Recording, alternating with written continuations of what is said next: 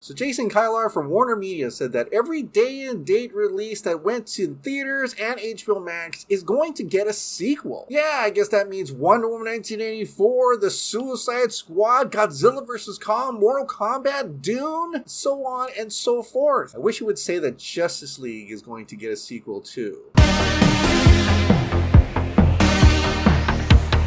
Hey, welcome back to the Ping Pong Flix. My name is Chris Wong. First, we're going to talk about Wonder Woman 3. Then we're going to talk about Suicide Squad 3. Then we're going to talk about Batgirl. And finally, The Flash. Alright, let's talk about Wonder Woman 3. Now, Wonder Woman 1984 was very divisive. I mean, I kind of liked it, but not liked it either. It definitely needed a lot more action. Definitely not as good as the first Wonder Woman movie. And then for a while, people were like, is Patty Jenkins or Gal Gadot going to return? Well, they are. They are definitely going to return to make Wonder Woman 3. And it seems like that cameo from Lynda Carter is actually going to pay off more in the third movie. This is what Gal Gadot said to Entertainment Tonight. I know Lynda Carter made a cameo in 1984, but 3 years ago, and you guys are going to be together on the screen.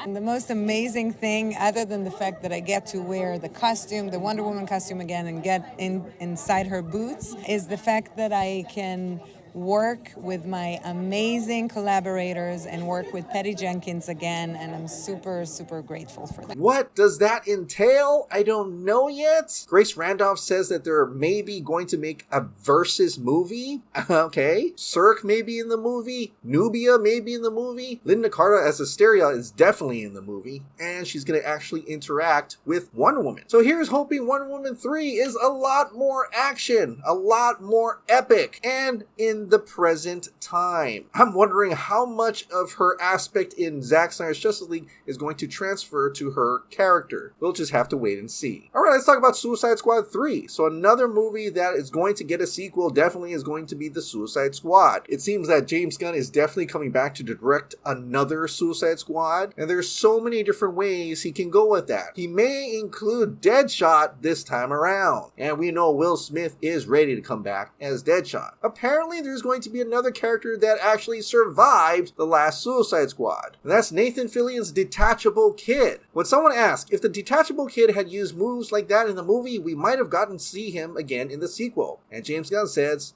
who said we won't? So that means he survived that onslaught at the beginning of the movie. Makes you wonder who else survived that movie. But judging from James Gunn's desired projects, I'm going to say he's going to stay in the Suicide Squad territory. But for me, I'm hoping Deathstroke, I'm hoping Deadshot, bring those guys back, please. Alright, let's talk about Batgirl. So the Batgirl Film News put out an update that there is a casting call for Batgirl. Film casting open call. Christy Carlson Casting and Kate Ringso Casting are currently looking for an actor for the role of a mid-late 20s Asian American transgender woman. Now, seeing that description was so specific, they decided to look into it further and shared this with us, that the character could definitely be Alizia Yao, is a fictional character created by writer Gail Simone for the Batgirl ongoing series published by DC Comics. She is Barbara Gordon's best friend and a transgender woman.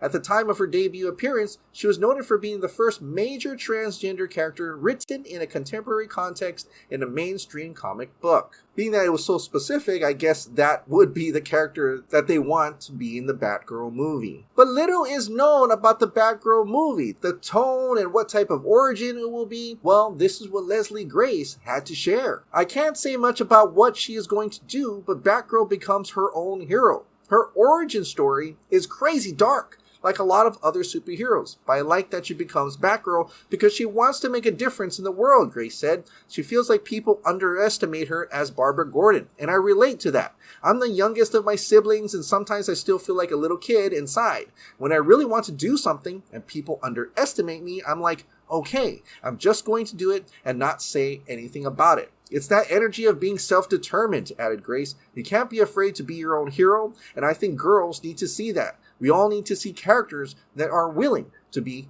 autonomous. Now it's interesting that she said that the origin story is going to be crazy dark, which makes sense because we're in Gotham City here. We're not in Metropolis, for crying out loud. But when people read that, they kind of went back to that casting of Jacob Scipio and wondered maybe he's actually going to play James Gordon Jr. James Gordon Jr. becomes a serial killer in the comics, which is quite opposite from his sibling who becomes a hero. So that could be that darker origin that we're going to see there. Plus, if it is in the DCEU, BATFLECK came from a pretty dark and gritty Gotham City. And so the tone should match that. But let's see what happens. Another thing from Batgirl film news is that the fun fact, apart from Batgirl, casting director Kate Ringzo has worked on Zack Snyder's Justice League, Wonder Woman 2017, Army of Thieves, The Flash movie. 3 of these are Zack Snyder's project, and at least 3 of them feature Ben Affleck's Batman. To add to that, alongside Kate is another casting director working on Batgirl, Christy Carlson. She has worked on Man of Steel, Batman v Superman Dawn of Justice, Zack Snyder's Justice League, Wonder Woman 2017, and Wonder Woman 1984. I guess this is them reassuring Snyder fans that this is in the Snyderverse in a way. That this Batgirl's Batman is definitely Ben Affleck's Batman. Honestly, is so exciting to see him come back. If it's true. Well, speaking of Ben Affleck's Batman, let's talk about The Flash. Now, the Flash teaser at DC Fandom didn't really show anything about Ben Affleck's Batman. They only teased Michael Keaton's Batman. But we know that Ben Affleck is definitely going to be Batman in that movie. We just don't know how big of a role it is. Scoopers before, like Humberto Gonzalez, had said that Ben Affleck will have a minor role. He won't even suit up. But then we heard it from Barbara Muschietti herself that he's definitely suiting up as Batman in the cape and cowl. We also saw stunt scenes of a Batfleck character going around the city on a motorcycle. So he's definitely going to be in the suit, and he's definitely going to have action scenes. But how substantial is that Ben Affleck's Batman role? Well, this is coming from the Flash Film News. Unconfirmed, we're hearing Ben Affleck's role is more than just a glorified cameo, and both Affleck and Keaton do share a scene together. This is along the lines that Scoot had talked about earlier, and other scoopers have talked about as well, that they'll definitely share a scene together. Insider Reviewer Nod had this to say, "I doubt it, but I suppose it's possible, and things have changed since I last heard.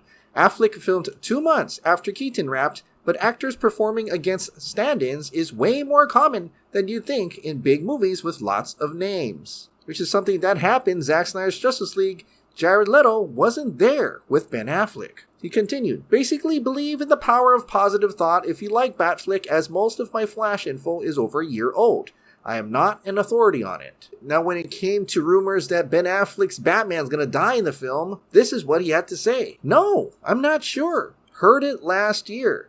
Pre-Zack Snyder's Justice League response. I'm choosing to hope that changed and there will be a window for him to return." This is very similar to what Scoot, who works in the industry, said. Story underwent significant changes since that article. Snyder Cut brought changes. Ray's exit brought changes. Which again means that the changes could possibly have Ben Affleck's Batman surviving the Flash and going on his way into the Batgirl movie. And that would be honestly a wasted opportunity if they don't. You've got both Batmans. Shouldn't they share a scene together? I guess it kind of reminds me of an episode in Justice League Unlimited when the Batman Beyond Bruce Wayne meets Batman from the current time. So even though this is the Flash movie, I mean, the one thing that everybody is talking about is where is Ben Affleck's Batman going to go? Is he going to stay? Is he going to continue? Are they going to kill him off? I don't know. I guess we'll just have to wait and see.